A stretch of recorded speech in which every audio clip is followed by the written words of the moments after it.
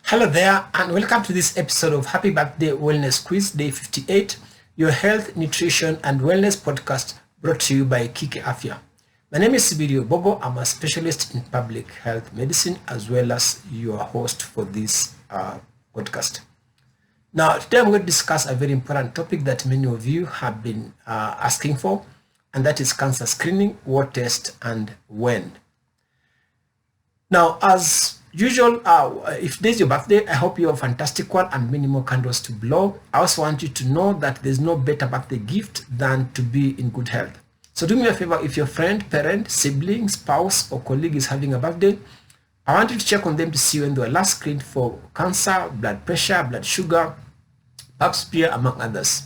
You're also welcome to subscribe to my YouTube channel to learn more about lifestyle changes such as diet, exercise, and weight management in managing lifestyle diseases. I'll be discussing the latest science on how to screen for and manage high blood pressure, obesity, cholesterol, high blood sugar, as well as screening for and managing cancer of the breast, colon, cervix, and prostate. I'll also be giving tips on harmful use of alcohol, how to stop smoking, as well as road safety. Now, according to the World Health Organization, 80% of heart disease and 40% of cancers can be prevented if all individuals stop smoking, exercise regularly, cut out or reduce alcohol intake, and eat a healthy diet. So remember that wellness checks are appropriate for all age groups, from children, teens, as well as adults. And don't forget to subscribe to my channel so you don't miss out on subsequent episodes. So by the end of this episode, you should be able to describe the 3 cancer prevention strategies. She will to discuss the importance of family history in cancer screening. She will to explain the difference between above risk and average risk of cancer. She will to discuss screening for different types of cancers by age. And then she will to explain the importance of life choices on cancer prevention. Now here is a short quiz before we start, for which I will share the answer at the end. Now, excessive alcohol intake has been linked to the development of all of the following types of cancers except A, mouth and throat, B, endometrial cancer, C, liver cancer, D, pre- and postmenopausal breast cancer in women, and E, bowel cancer, or what you call colorectal cancer in men. So there are basically 3 cancer prevention strategies. So primary prevention basically aims to eliminate or reduce the risk of exposure to external risk factors. So for example, if you stop smoking or eat a healthy diet, if you exercise regularly, if you keep a healthy weight, if you get vaccinated against human papillomavirus, that is a serious cancer of the cervix, that's what we call primary prevention. Now, the purpose of secondary prevention is early detection of cancer lesions, but it also includes balanced diet as well as physical activity. So what we'll be discussing in this episode, how to screen for these cancers, that's basically what we call secondary prevention. Now, late or tertiary prevention aims to reduce the risk of death and prevent the patient from being disabled as a result of the crippling disease. That includes timely diagnosis and treatment, as well as hospice care to improve our survival rates. So it's very important to know your family history when it comes to cancer screening. Now, cancer screening is based on age, your level of risk, your gender, because some cancers occur in men, others in women, or there are also different tests for different cancers, and then the frequency. There are cancers that is screened twice a year, once a year, every 2 years, or after 5 years, or even 10 years. So all those things need to be factored in when you're thinking about cancer screening. The other important point is that cancer screening guidelines are based on population level assessment, not individual risk. What that means is that if cancer or other medical condition runs in your family, you become a special case and need a personalized plan. So just remember, if you're above average risk, that is if you have a family history, then your cancer screening schedule is personalized. However, if you're average risk, then the screening is not personalized, and I'll be describing this in a little while. Now, most cancers, including the breast, bowel, stomach, and prostate, as well as some conditions such as Alzheimer's disease, diabetes, heart disease, or migraines, are genetically based. With that means that if a close relative has been diagnosed, you may have inherited a predisposition to develop that kind of cancer, which means you need a personalized screening schedule. Now, so when we talk about taking a family history of cancer, what does it mean? It basically means sitting down with your parents and grandparents as well as other close relatives and asking them about illnesses in the family and writing it down. So the things you need to know in a family history is, for example, at what age was cancer diagnosed? For example, was it diagnosed in the 30s or in the 60s? That determines the level of risk for the close relatives. So for example, if a relative was diagnosed with cancer of the breast in their 30s, it means the close relatives are at very high risk. The other question you need to ask is, what specific type of cancer was it? Was it cancer of the breast, colorectal cancer, lung cancer? So it's important to know which cancer it was. And then lastly, what happened to the relative? Was the cancer aggressive? How did they respond to the treatment? Or did they just die despite the treatment? So remember to sit down and have this information for your family, because one day it will save your life.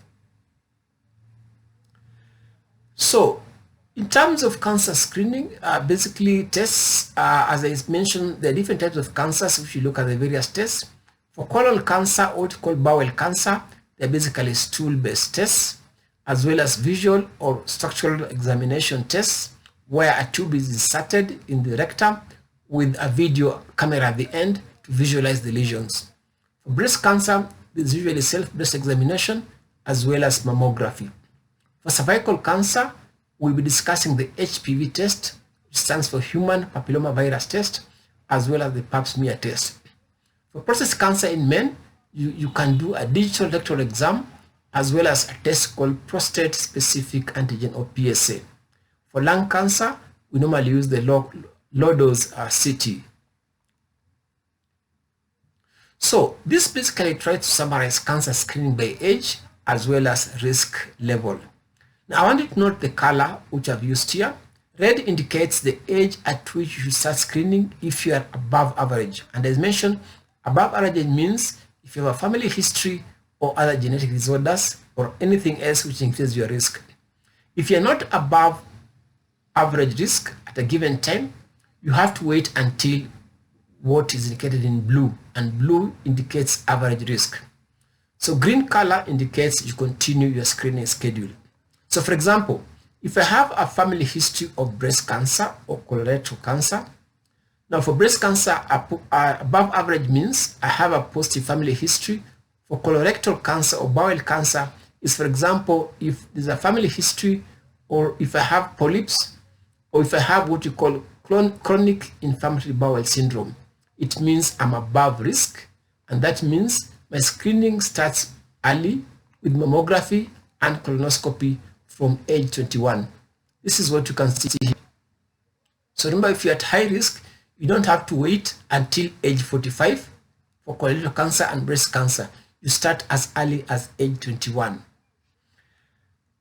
If I'm average risk for breast cancer or colorectal cancer, as I mentioned, screening starts at age 45, what you have indicated here in blue. So remember, blue indicates average risk, red indicates above average risk. So for breast cancer, colorectal cancer, screening should start only at 45 years, shown in blue, and continue up to 75 years, shown in green. You need to discuss with the doctor about the frequency of the screening test. Cervical cancer screening is recommended for all women above 21 years, irrespective of the risk assessment, all the way up to 64 years. Screening for lung cancer is recommended from 50 years of age if you are a current or former smoker, and only starting at age 50. So there's no average risk for smoking. Now remember, for as I mentioned, for lung cancer, starting to screen below 50 years does not offer any benefits. So this is basically a summary of what I've just discussed. Now the choices you make about diet, exercise, smoking, as well as alcohol intake can affect your overall health, as well as your risk of developing cancer and other serious diseases.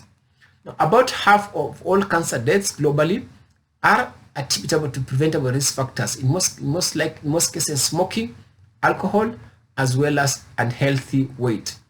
As I discussed in the previous slide, red indicates the age at which you should be screened for a given cancer if you are above average risk. Blue is for average risk. Green indicates screening continues for above average and average risk individuals. Purple indicates no screening is needed for at that point. So for example, if you look at cancer of the prostate and cancer of the lung, between 21 years and 40 years, there's no need of screening. Lung cancer as well, until 49 years, you don't need to screen.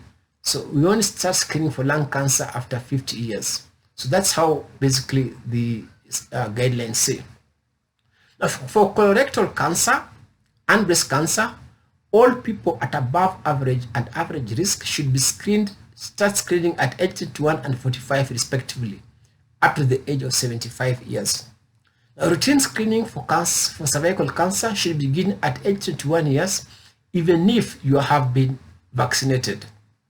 Now, women aged 21 years to 29 should be screened with pap smear test every 3 years. Those aged between 30 and 65 should have the option of either a pap smear every 3 years or having a pap smear and HPV test every 5 years. Now, screening more frequently than this does not provide more protection from cervical cancer, and routine screening for cervical cancer is not recommended after 65 years if the previous screenings for the last 10 years have been shown to be normal.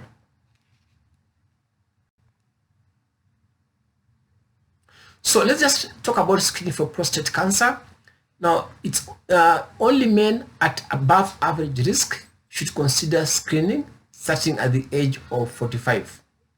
Now, I need to discuss the risks and potential benefits of the testing. Remember, these tests are not risk-free. Now, for prostate cancer, we say you're above average risk if, depending on your race, if you're an African American or black race, or if you're a man with a close family member, either a father, brother, or son, who had prostate cancer before the age of 65. Also, men who have more than one close relative who had prostate cancer before the age of 65 at an even higher risk and should consider starting testing at the age of 40. The screening for lung cancer, as I said, it's mostly done after 50 years or older if you have a smoking history. Now here we're talking about either current smoker or former smoker, and former smoker if you quit within the past 15 years. Now you should have no signs of lung cancer, and you should have at least a 20 pack year smoking history. Now a pack year is basically if you smoke 1 packet of cigarettes per day for 1 year. So 1 pack per day for 20 years or 2 packs per day for 10 years would both be equivalent to 20 pack years. Again, discuss the benefit, risks, and potential costs of screening with your doctor before testing. Usually we use the low-dose CT scans to screen for early lung cancer. Now, in terms of exercise, basically exercise is very, very beneficial for different types of cancers, like cancer of the colon, cancer of the breast, endometrial cancer in women, kidney cancer, bladder cancer, esophageal cancer, as well as stomach cancer. Now, one thing to remember about physical activity, there's not one way to exercise for cancer, for heart disease, for diabetes, for hypertension, or for high cholesterol. The exercise activity limits are the same for all those conditions.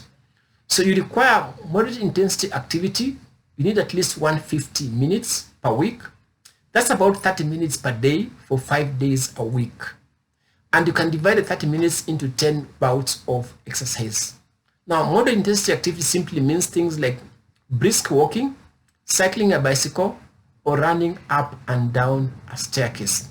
The way to know if you are doing moderate intensity activity, apart from measuring your heart rate, is basically you tend to breathe very fast, but you're able to talk.